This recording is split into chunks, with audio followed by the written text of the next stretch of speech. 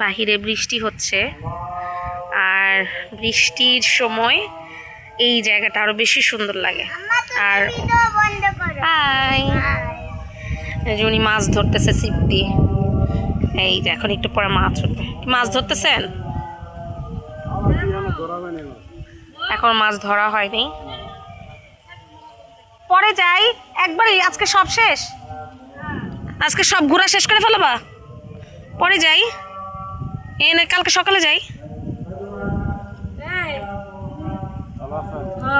মাছ ধরতেছ? এই মাছ কত ধরছি গো আইনাল মামা, আমি দিদার মামা মিললে তুমি হারাই মাছ ধরো। মাছ ধরে তাই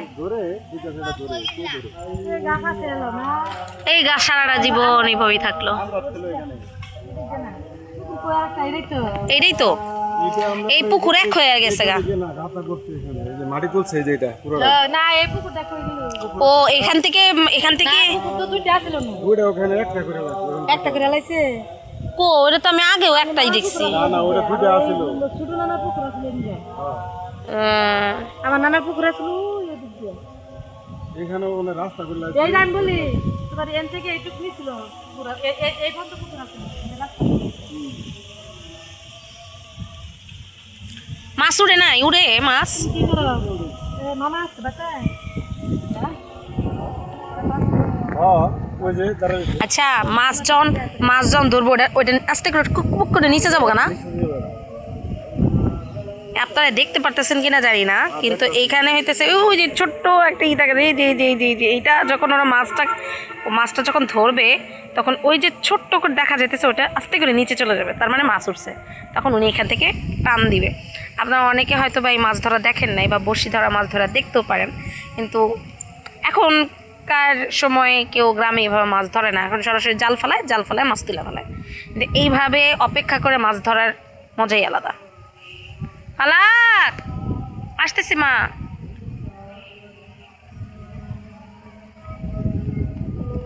আমার মেয়েটার ক্ষুধা লাগছে, অনেকক্ষণ ধরে বলছে। এটা একটা নানা ভাইয়ের বাড়ি। উনার মেয়ের নামও মৌ, আমার নামে নাম দিয়ে একই সাথে নাম রাখা হয়েছে মৌ। জানি না মৌ কি করে এখন, তবে মৌয়ের সাথে আমার খুব ভালো একটা সম্পর্ক ছিল। মৌ গান গাইতো, আমিও গান গাই। তখন আমিও গান শিখতাম, এবং আমি তখন অলমোস্ট নতুন কুড়িতে নাম দিয়েছিলাম, এবং আমি নতুন কুড়িতে অ্যানলিস্টেড সিঙ্গার হিসেবে যেদিন উইন হই 2004 সালে, তখন মৌ এবং মোর আব্বু মানে আমার মামা মানে আমার নানা ভাই তখন আসছিল আমাদের বাসায়। তখন ওর সাথে আমার একটা ভালো মানে সৌহার্দ্যপূর্ণ সম্পর্ক তৈরি হয়। ওই ফার্স্ট ওর সাথে দেখা, ওই ফার্স্ট শেষ ওর সাথে দেখা, মানে আর পরে আর কখনো দেখা হয়নি। একদম ছোটকালের মানে এলাকা তো, যার কারণে আসলে কিছু বলার নেই। মানে এখানে আসলে অনেক ধরনের স্মৃতির কথা মনে পড়ে যায়। বাসায় ঢুকে যেতেছি, এতক্ষণ অনেক পাড়াপাড়ি ঘুরলাম, চলে আসছি। মামা কি গোসলে যেতেছ? এতক্ষণে এই আসরে নামাজ আজান দিতেছে।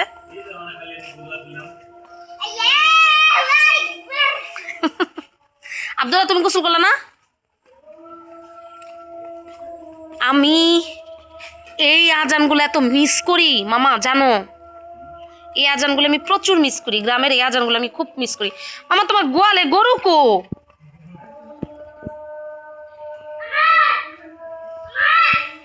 ফালাক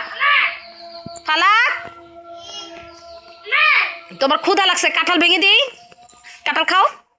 ওকে হ্যাঁ,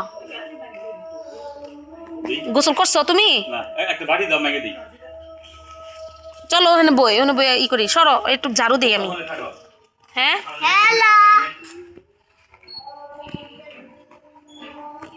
তোমাদের সবার কাছে আমি একটু সরি বলে নিই, কারণ হচ্ছে এই বাড়ি থেকে আসার পর থেকে আমি এত পরিমাণে ব্যস্ত হয়ে গেছি যে ঠিক সময় মতো ভিডিও এডিট করে তোমাদের কাছে যে প্রেজেন্ট করব।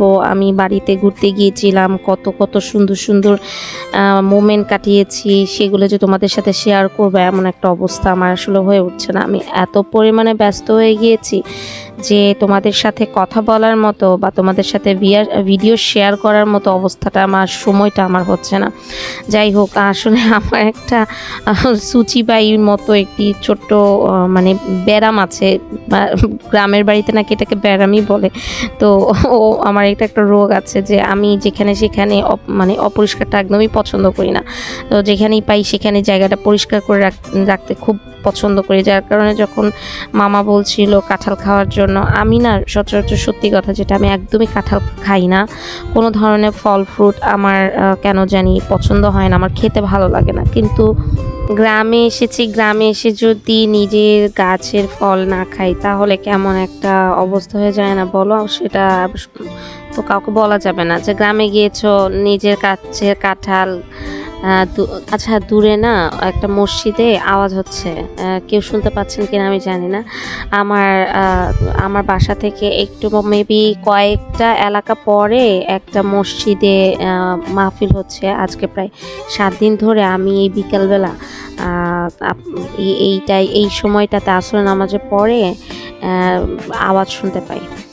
তো যাই হোক, আসলে যেটা বলছিলাম, তো গ্রামের বাড়িতে এসে যদি নিজের গাছের কাঁঠাল ফল, আগের ভিডিওগুলোতে দেখেছো কত পরিমাণের জাম্বুরা ধরে রেখেছে, এগুলো যদি না খাই তাহলে তোমাদের সাথে কী বা শেয়ার করবো। সেজন্য মামা যখন বলল এবং ফালাকেরও খুব ক্ষুধা লাগছে, তা আমি সেজন্য চিন্তা করলাম যে চলো তাহলে কাঁঠাল যেটা আছে সেটা হালাল করা যায়। কাঁঠালটা ভেঙে খাওয়া শুরু করে দিয়েছে। আমি যদিও কাঁঠাল খেতে পছন্দ করি না, বাট যখন মামা বলল যে নিজের গাছের কাঁঠাল, আর এই গাছের কাঁঠাল নাকি খুবই মিষ্টি, এখন হুমায়ুন আহমেদের একটা কথা মনে পড়ে গেল, মিষ্টান্ন ফল।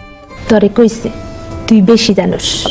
তো এই মিষ্টান্ন ফল যদি আমি নাই খাই তাহলে তো হালাল হলো না। যার কারণে কাঁঠালটাকে টেনে হিচড়ে ফেলে একদম পুরো কাঁঠালটাই শেষ করে দিয়েছে আমরা 3 জন মিলে। আমার ফালাক তো ফল ফ্রুট খুব পছন্দ করে, ওকে যে কোনো কিছু দেন না কেন, ও তোমরা অনেক কিছু মনে করো যে যা ওকে দিবে ও মাশাআল্লাহ সবই খেয়ে হজম করে ফেলে, কিন্তু ও বেশি ফ্রুট পছন্দ করে। যখন কাঁঠালের কথা বলেছে, ও তো আগে বলেছে ওর ক্ষুধা লেগেছে।